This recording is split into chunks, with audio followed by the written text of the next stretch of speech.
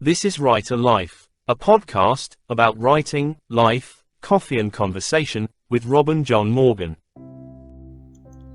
Welcome to another episode of Writer Life. It's been a difficult month, August this year. When you're trying to record a podcast and you need absolute silence, the last thing you need is a lot of gardeners showing up with petrol-driven lawnmowers, which are buzzing and whirring in the background all the time. Even the double glazing doesn't seem to hold out the sound. And on top of that, for the last few weeks, I've had to tolerate builders who have arrived across the street and hammering and chiseling and drilling and running cement mixers and all kinds of noise. And I literally, on the few recordings I've tried to make, I've been unable to remove the background sound. Because again, it's so loud outside my house at the moment that the noise is filtering in and it's affecting all of the recordings that I've been trying to make. So there's been a slight pause on recording a new episode just until I can get on top of the sound, which basically involves waiting until the early hours of the morning where everyone's asleep and there's no building activity, there's no grass cutting activity, and I can actually get on with making a recording. So hopefully there'll be no background sounds for me to filter out, and we might just get this one done. Today I want to talk about the subject of acceptance and belonging, because in today's world, it's starting to appear more and more like people are looking for even more validation than maybe they did in the past. We're now being told that the world of technology and modern living is more connected than it's ever been before. Everything can be done at the push of a button, and life can be lived from a computer as you sit in the peace and quiet of your own home. Social media, gaming, dating sites, and endless places where we can meet online in chat rooms or connect via video chat programs are all trending new ways to live the life of the modern citizen. It all sounds so utopian and very exciting as we're fed the dream of being more connected to others than we ever have before.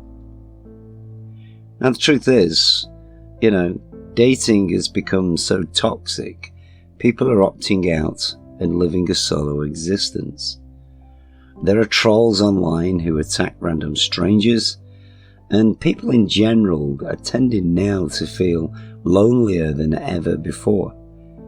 People are taking their own lives in ever-rising numbers, and everyone is searching for something that will make them feel more alive and connected to at least one other person than ever before.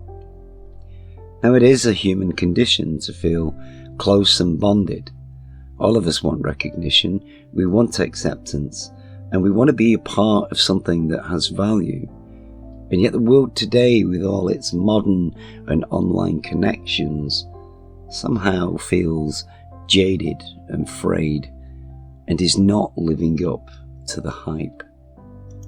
If you think about it, what was once sold to us as social media, and I remember the launch of Facebook. I was on Facebook very, very early when it first started out, and before that, I was actually on the what is now considered the old and ancient MySpace.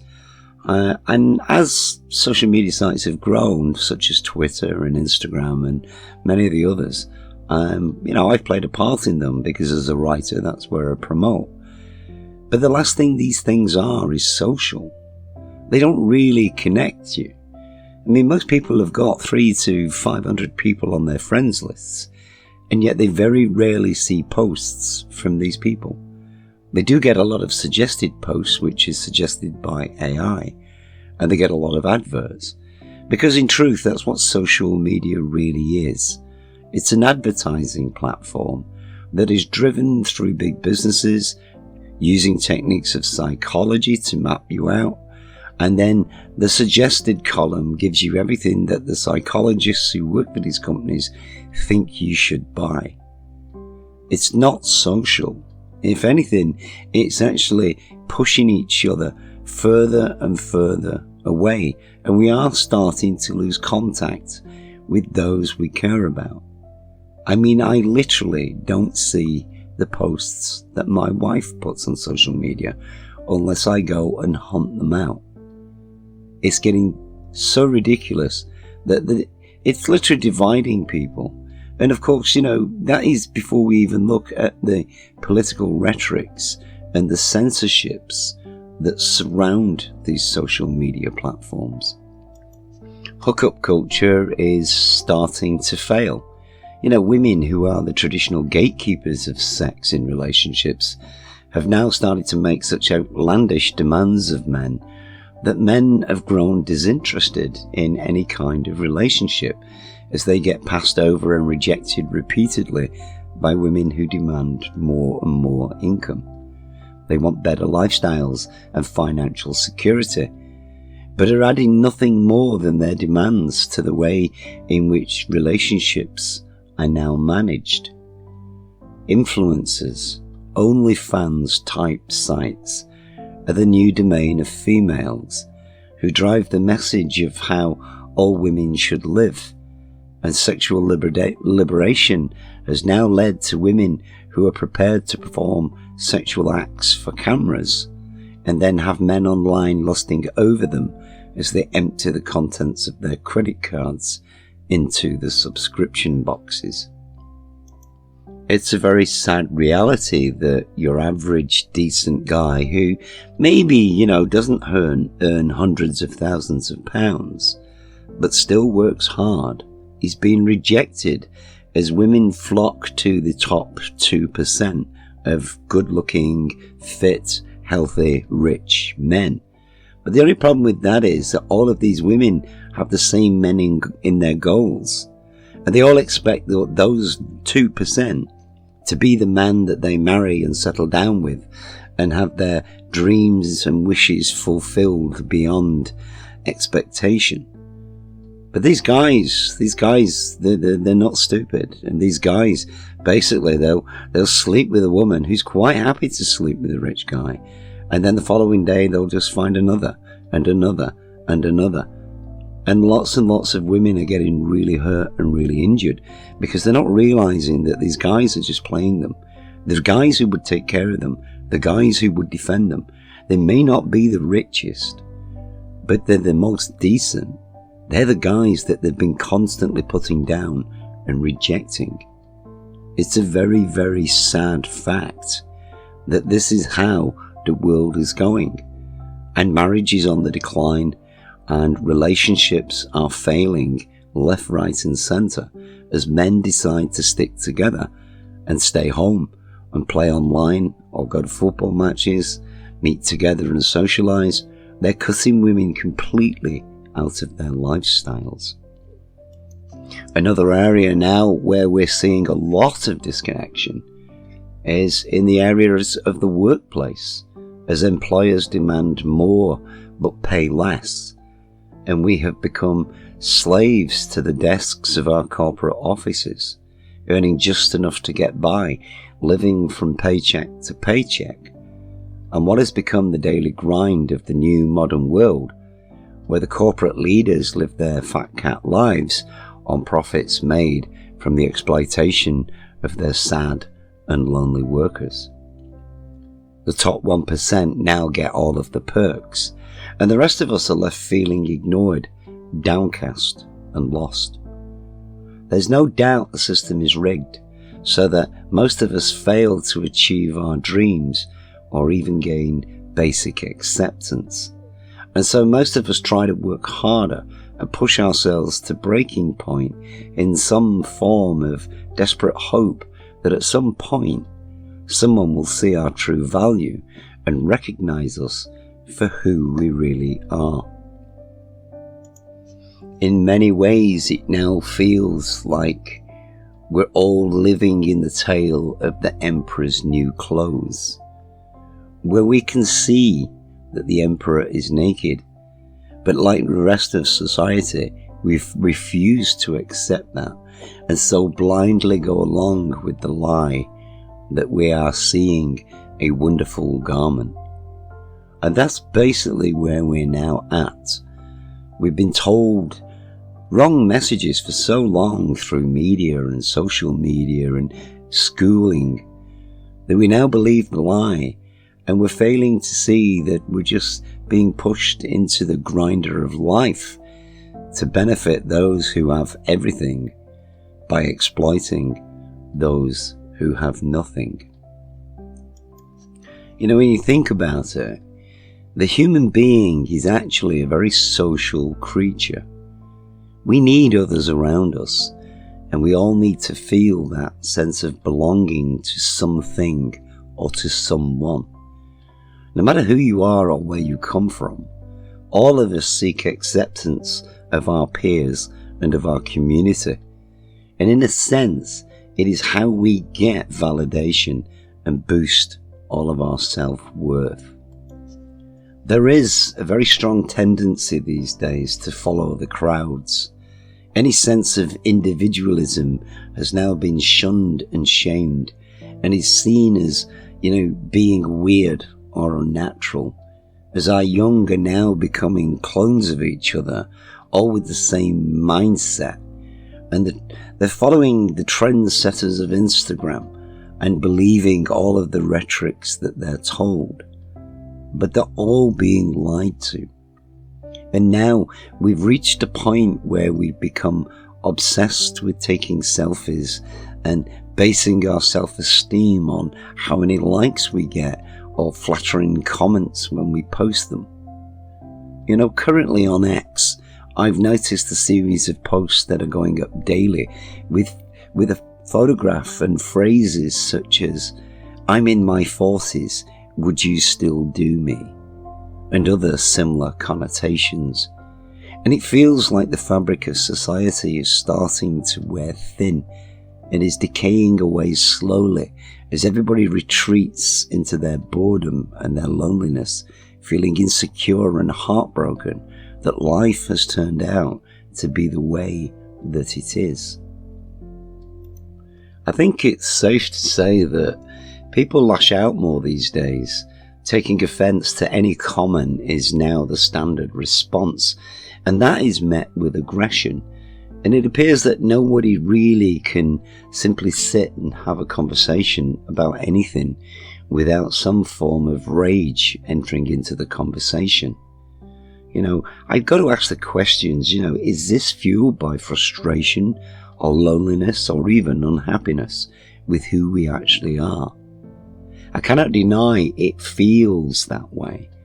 And if everyone's inner anxiety is now on full public display, and is that fueling the need to scream and fight over the simplest of matters, just simply to get attention? Or is it merely the fact that most of us feel like our lives are now spiraling out of control, and we're all in some sort of desperate fight to be noticed and recognized and maybe accepted? Like most other writers, I sit back and I observe. And then in the books that I write, I try to form some sort of understanding of the world that surrounds individuals. And hopefully, I will use what I see as a way of painting an image in words that creates a picture in the minds of those who read my stories.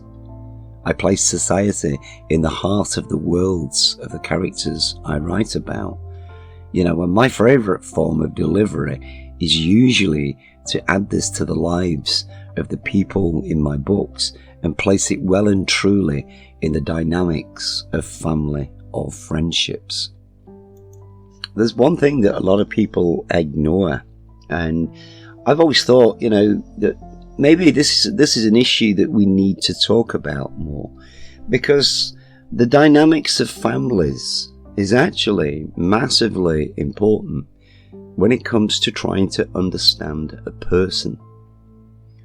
How they grew up and the interactions that they've had with their parents and siblings, as well as extended family, can paint a picture of how that person will be able to deal with real life situations. Dysfunctional family dynamics can impact severely on how an individual learns to cope with stress and also problem solve the pitfalls of life. And so it's clear that in our growth from a child into an adult, family life is massively influential in how we see ourselves and understand the world and cultures around us. And when you sit back and you start to ask questions and look into the past of people, and we're seeing it with a lot of modern parents who are too preoccupied and just plug their children into whichever device they can to keep them quiet. We see that disconnection is being built between children and their parents from a very, very early age these days. And it is destructive.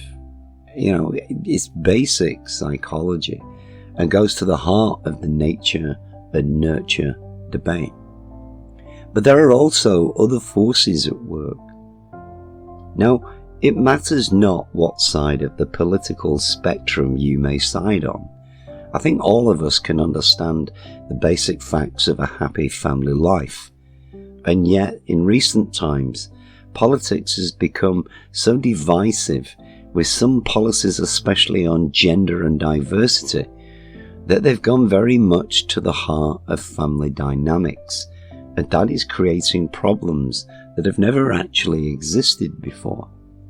Families have become more divided and eroded, and I feel this is actually is what has led to a breakdown in communication and structure within families today, which has to a degree created a situation of isolation for very many individuals, none more so than between parents and their children.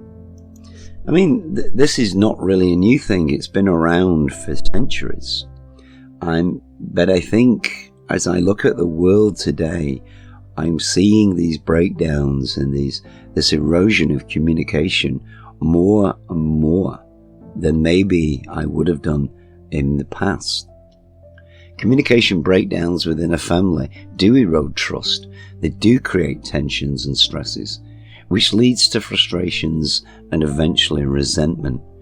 And that fuels anger on both sides of the divide. Now, this is something I understand deeply from my time working with people, and also from my own personal experiences within my own family dynamics.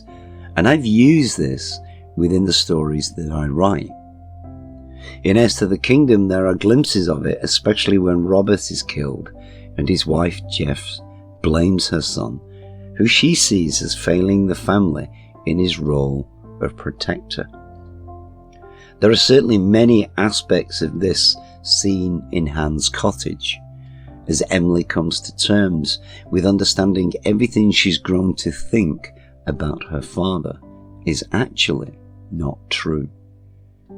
She has to confront her own false beliefs as she faces the prospect at just age 21 of learning to understand the man who has always appeared distant and aloof to her.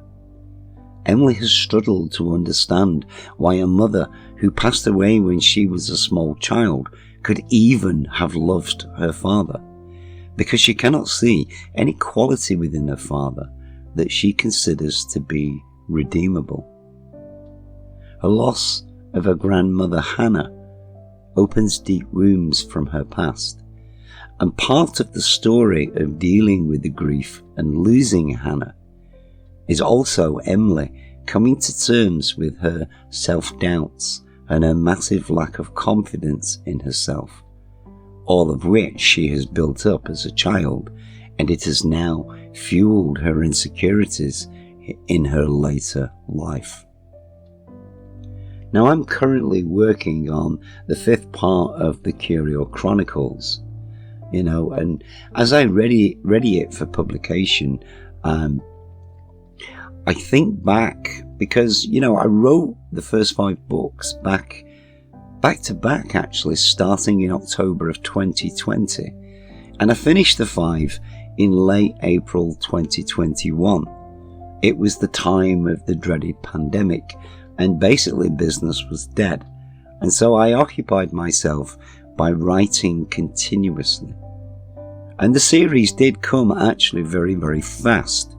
And I'll admit, at the time I was very interested in seeing the sorts of responses that I got when I wrote this series. Because for me, the Curio Chronicles was a completely different genre to any style of writing that I'd written over the 15 years prior, writing Heirs to the Kingdom. My plan for this series was always a very simple one. It was my aim from the very first page to use a small country village and use it to hold up a mirror to society and show as real a picture of it as I possibly could.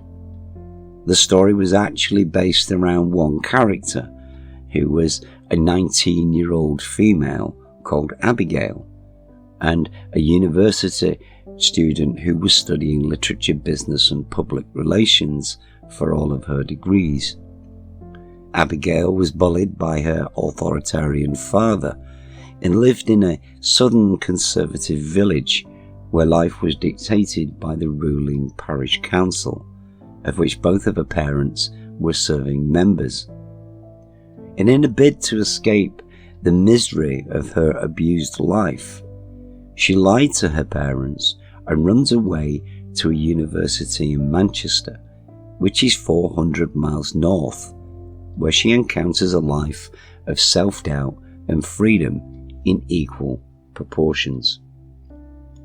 Now, to help her on her journey through her first year at university, she has a room share with a sexually liberated Wiccan naturist who is there to do her degrees in clinical psychology and sexual therapies. Now, from the moment she arrives and meets what is a very naked Jemima, whose nickname is also Birch, her life takes a turn for the wilder side of things, and her education in life on the edge is very, very abrupt and tests her resolve in ways she never actually thought was possible. But for the first time in her life, Abigail starts to actually live a free, unrestricted life. And once that has happened, for Abigail, there is no turning back. The only problem with that is when the first year exams end, Abigail realizes that she has to go home for the summer, and she has changed so much. It's impossible to go back to the shy, terrified, and anxiety-riddled person that she was growing up. The Curio Chronicles is her story, as she grows up from the immature 19-year-old that she was at uni to the adult she is to become. And each of the books follows her through one particular part of the change to her inner self and the life that she builds with Birch and her friends. Now, it was always my hope to show each stage of the change and how life impacts us on a day-to-day level as we resist or embrace certain changes within ourselves. Abby's journey is one of growth, but it's not always an easy one, and every aspect of who she was changes to become the well-established female writer that she's actually destined to be.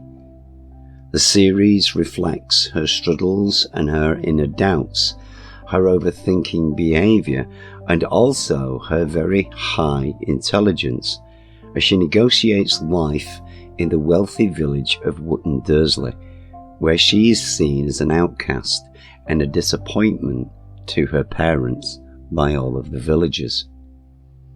Now, I've used a lot of humour in these books, and unlike my normal style, I've added all of the preoccupations of youth in a very, very blunt manner, which does include some foul language, sex talk, and sexual referencing. Nothing is spared, as I made the attempt to write a true-to-life version of a life between the struggles, and from complete freedom to the restrictions of an authoritarian village again, almost like being let out of the cage only to be caught and dragged back into it. And it focuses a great deal on Abby's great fear and anxiety. The Curios, who are the group that surround her, are a group of very unique individuals who all share one thing in common. They are actually very creative misfits who are shunned by the village. And as the series unfolds, I chart all of their journeys from naivety into adulthood. I mean, these are actually fun, fast stories filled with tension, and at times there is heartbreak. But they're based very firmly in the true life experiences of other people that I've actually worked with and people that I've spoken to. Some of them are friends, and some of them are people that I've encountered and was very lucky to be able to have very long, in-depth, and at times very frank and honest conversations with them. The Curio Chronicles really is 25 years of conversations of a very private and personal nature, which, obviously I've used in a fictional context and have loaned to my characters for the narrative that leads them through the books. Every single aspect of these stories happens somewhere, even if they do read as works of fiction. But the most common denominator in all that I've written in these books is that all of the Curios feel that very strong drive to be accepted and to belong in a world that is utterly rejecting them. And when I first began to write these stories, it crossed my mind that I may well divide the readership into sort of similar camps as are seen in the group, which is the very moral conservatives against the very open-minded liberated. Now, I asked the question, would there be some people who were morally outraged, and would there be some people who identified with the characters? For me personally, it was a very interesting prospect, which has been shown over the books to have been proven correct. I did get flack from some parties of my readership, but I also got praise from others. And it's been a very, very interesting journey, really, to see which people could see through the jokes and the sexual aspects of the stories and understand that inner longing and searching for peace and acceptance that Abigail actually yearns for. Now, in book 1, Abby has to return home, and she contemplates it as she sits in the uni dorm, filled with fear and doubt as she talks with Birch. It's a moment of clarity as the reality of her situation sinks in, and her anxiety is starting to build for the first time in several months. It's the first of many telling moments within these stories that shows a little of what village life is really like, and also her strained relationship that she has had with her own mother. And, literally within the first chapter, I write this. I gave a long sigh, sat on the floor, on the old, worn rope rug, and I leaned my head back onto the bed. You've no idea what it's really like. Honestly, Birch, it's like the village of the damned, only with neatly curled hair, tombolas, the Mothers' Union, and Dark Ages thinking. These people are not like us. They have rules for everything, and how it looks is the most important aspect of life. Trust me, if they met you, they would burn you at the stake on the village green on Halloween. Now, Birch reflects on Abby's first days at uni and how Abigail was when she arrived on that very, very first sort of freshers week. And she states, "I remember when you came here, you were awkward, shy, and completely introverted. You were like the atypical village virgin ready for slaughter. God, talk about repressed. You had no clue who you were or what you wanted. Your identity had been erased and replaced with your training to become your mother all over again. My only hope for you was you loved books. I used to watch you whilst I was sat at my desk working as you lived inside a book, fantasizing about living the same free life as your characters. You yearned to be free, and you had no hope of ever achieving it, which is why I stepped in, and look at you now, sweetie." Abby's in a reflective mood. She's looking very deeply inside herself at this point. And then she starts to talk about her mother, and it's actually really quite important on the very first chapter of the story of the first book. I took the glass and she returned to sit on the edge of the bed as I looked deep inside for the right words. Nothing really came to mind. It was possibly the gin as my mind swirled. She does frighten me. Not so much because she's scarily aggressive, because she's not. It's just, I'm not sure how to say it. She's far too orderly and controlling. I sat up and faced Birch. Yeah, she has a way for everything, and everything has its place, and it has to look just perfect. Birch gave a nod of recognition. And that's just not you now, is it, sweetie? I had to chuckle. I'd never realised living in the dorm with her that she'd noticed so much about me. I took a mouthful of the drink. Ooh, I like this one. You can really taste the rhubarb. Something inside me was stirring, and I was not sure if it was the gin or my soul. Birch had a way of doing that to me. I stared into the glass of light pink liquid. I'd not realised my words had softened. I cannot be that perfect. I'll never be that organised. Life just isn't like that. It's frayed edges and disarray. And I kind of like the frayed aspects of life. They feel far more real. Those first few chapters of Abigail's Summer really do set the scene for the rest of the books. And they're important when you want to understand how family life can impact a person from a mental health standpoint. Birch is already aware of a great deal of Abby's inner securities, but even she gets her eyes opened once she travels back to the village and the approach to the end of the road that Abby actually lives on, where suddenly, without warning, Abby just falls apart. On the corner of Manor Road and out of sight, I stopped and leaned against the wall. I was shaking from head to foot and my heart was pounding and I was finding it hard to breathe. Wait a minute, Birch, my heart is coming out of my chest. I think I'm having a heart attack. I held my hand close to my chest, feeling like my throat was going to restrict and suffocate me. I leaned forward and put my hands on my knees and I tried to breathe. Birch crouched down and took my hand. It's all right, Debs. It's just a mild panic attack. Here, squeeze my hand. I'm here, and I'm not leaving you. Just breathe. I pulled the air in and out of my lungs. I desperately wanted to cry. I'm so sorry. I really am sorry. I don't want to be like this, Birch. I felt the tears welling in my eyes and squeezed them close. I was fine. Honestly, all year I've been fine. I should never have done it. I should never have dyed my hair. I should have stayed as I was.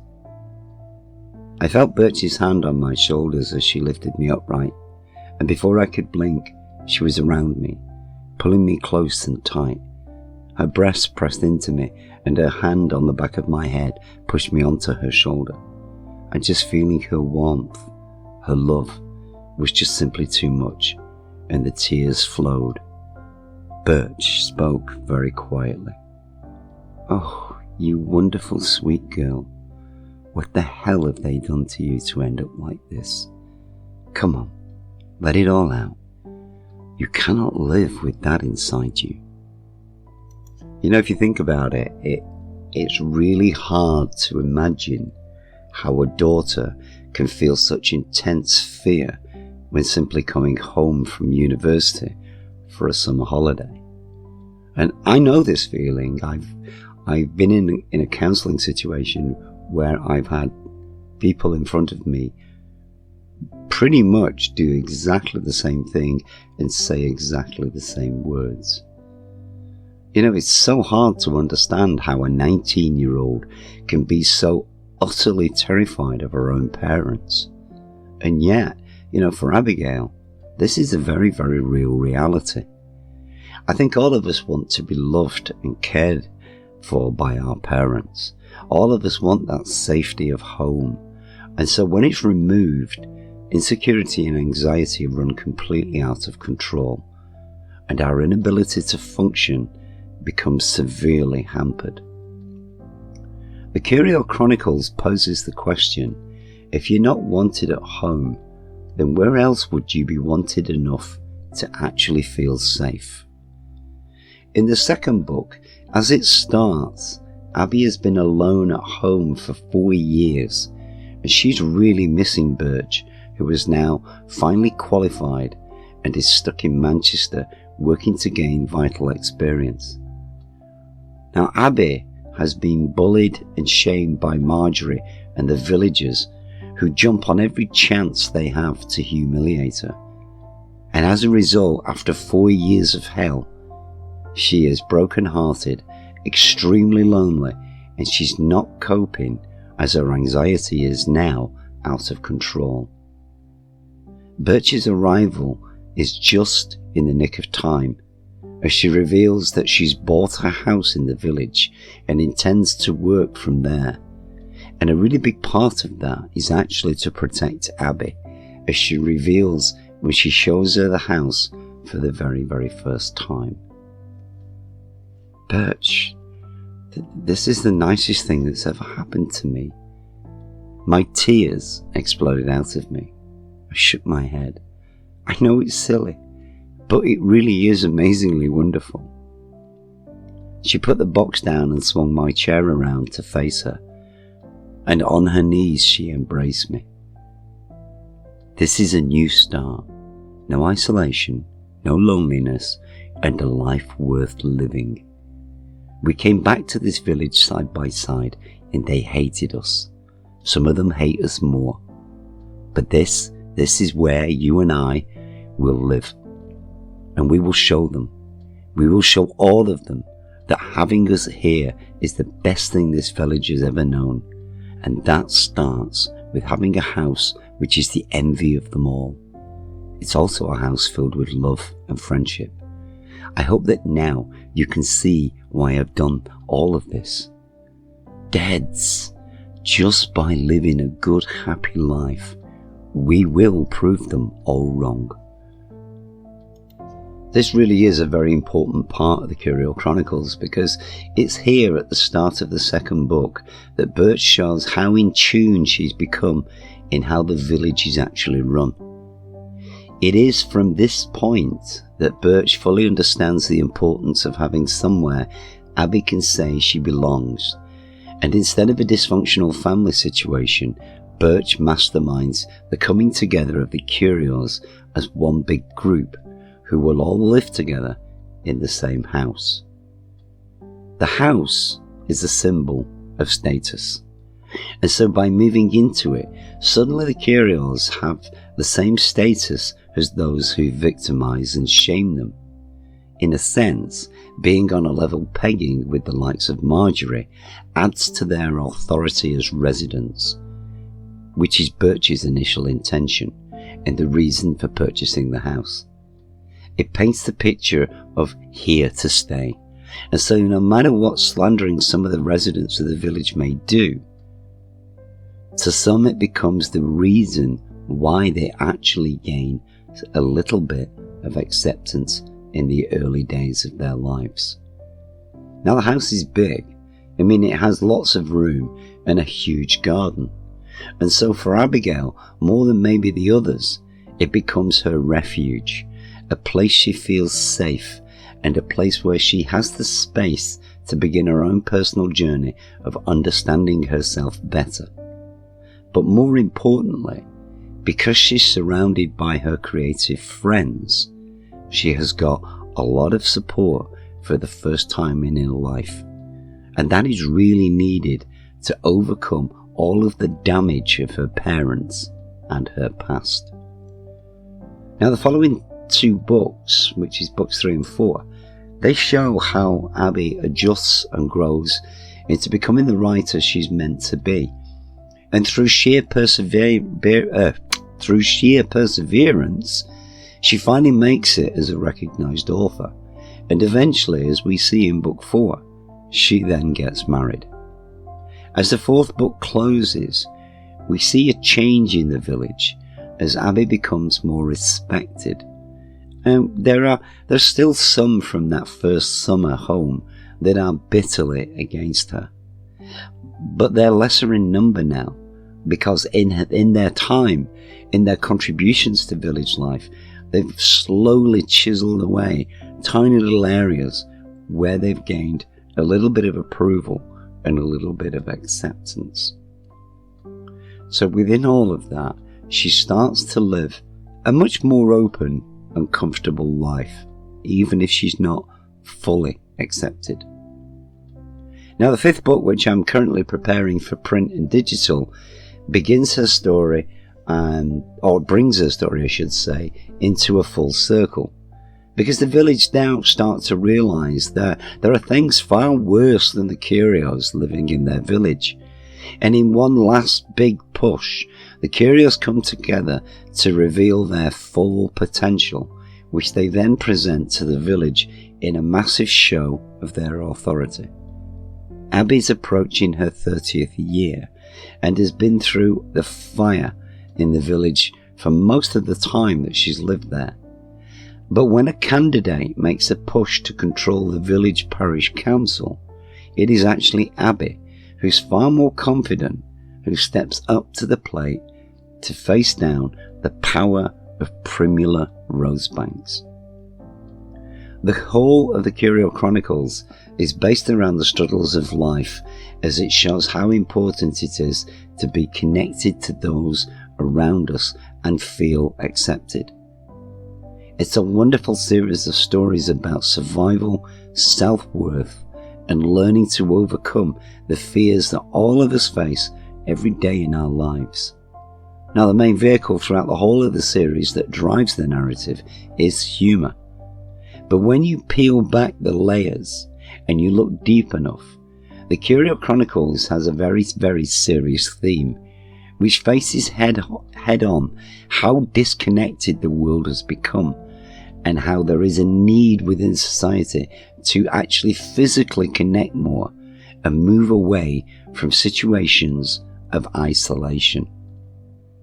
These stories show the true power of kindness and support, and also highlight how important it is to have people that you can rely on and share the difficulties of life with.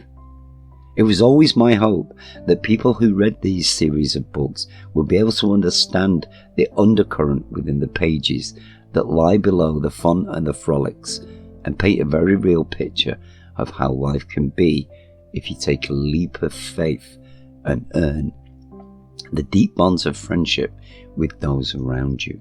You know, it really is important to share the joy of family.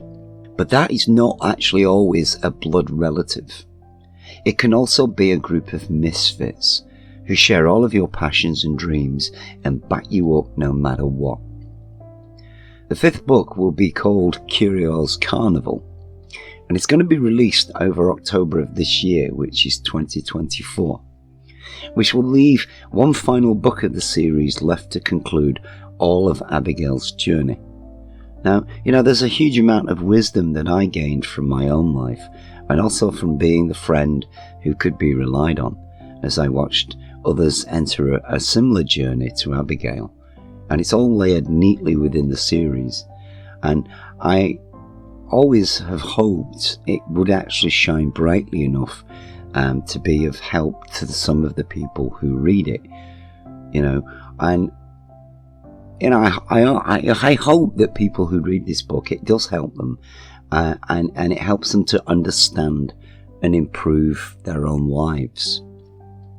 Now, I cannot deny, even though I wrote this series quite fast paced for me, it was an absolute labour of love.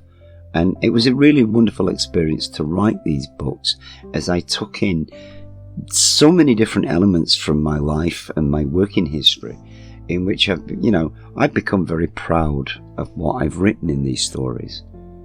Book 5 is actually in production, and it is going to be available later in the year. And, for those of you who listen into this podcast, which I know, it's not a huge podcast, but, if you've not read the Curio Chronicles, even though I'm the author, I would say I don't think anybody can read these books and not find something that will strike a deep chord with them and make them open their eyes maybe a little bit more to the world around them. I mean, that's always been my hope, and it's one of the reasons why I chose to write them. As I said, the book will be out, and it'll be a great read over Christmas. If you've not read the first 4, give it a shot and see. Pick up Abigail's Summer and start the story, and see if you want to follow her further through her life and her career and all the mishaps and adventures that she has. I finally made it through. I've actually got a recording down that hasn't got it's got very little background interference on it, because the builders aren't working at the moment and the grass is not being mowed. Although I have had to record this in 6 different sections over 6 different days. But finally I've done it. I've managed to mastermind it, and I've got a new episode up on the channel, which I will continue to think about all the things I'll write about, take another good look at life, which is actually very, very interesting at the moment, especially if you live in the UK, where there's all sorts of crazy stuff happening.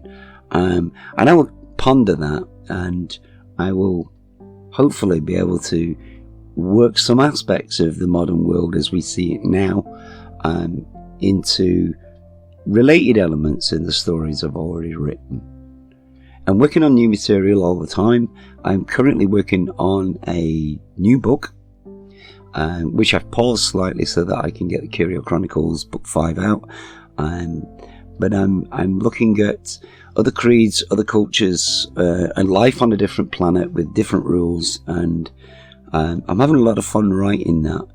And I'm hoping, if my wife approves, because she's not ready yet, that could be in the pipeline for sometime next year, if not the year after. But it's brand new writing. It's about stuff I've never really focused on before, and I hope it will be interesting enough to captivate some of my readers. If you've not read any of my books and this is your first time on here, thanks for taking a few moments and listening in.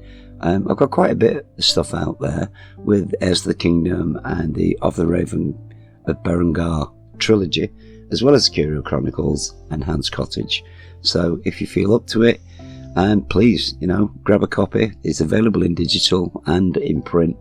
Have a read, and that will hopefully keep financing my life enough to keep writing more, podcasting more, and posting more. I will be back in the next podcast, and I will again hopefully put something in that will challenge you or interest you or make you think, which is what I try to do with these podcasts. So until then, take good care of yourselves, have a peaceful time, and I will see you in the next one. Thanks for listening to the Writer Life podcast. If you have enjoyed this episode, or there are areas of Robin's stories you would like him to discuss, please add your thoughts and questions in the comments, and we will include them in a future episode. You can follow Robin on all his social media links, which you will find listed below, and please, like and subscribe to this channel, so you get the latest notifications when he posts. All Robin's books are available in digital and print formats to purchase or download through all online book sales sites.